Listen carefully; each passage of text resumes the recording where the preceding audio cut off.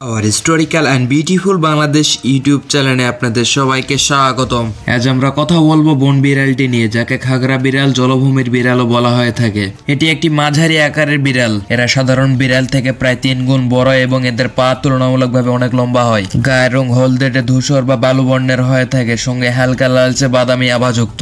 লেজের মাঝখান থেকে শেষ পর্যন্ত এদের কালো ডোরা কাটা দাগ আছে। এদের মাথা দেহের তুলনায় অল্প ও ছোট, গলা লম্বা, পা লম্বা হওয়ার কারণে এরা অনেক বেশি লাফিয়ে শিকার ধরতে পারে। এদের কান সাধারণ বিড়াল থেকে অনেক বড় হয়। তীক্ষ্ণ শোনার ক্ষমতা শিকারেরকে একবারে নিখুঁত ও সঠিক অবস্থান বোঝাতে সহযোগিতা করে। বন বিড়াল খুব চালাক প্রকৃতির প্রাণী। মাটিতে যেমন দ্রুত দৌড়াতে পারে, গাছে ওঠা, এমনকি সাঁতারে ওরা দক্ষ।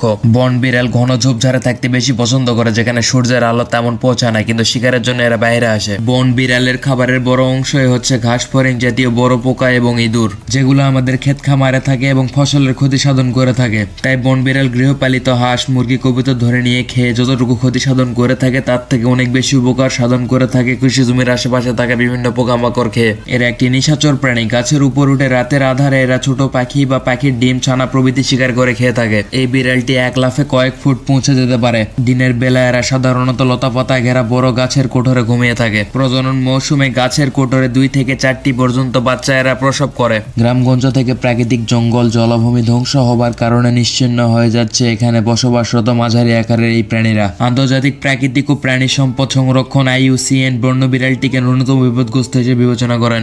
বাংলাদেশের 1974 ও 2012 সালের বন্য সংরক্ষণ নিরাপত্তা আইন তফসিল 1 অনুযায়ী এই প্রাণীটি সংরক্ষিত।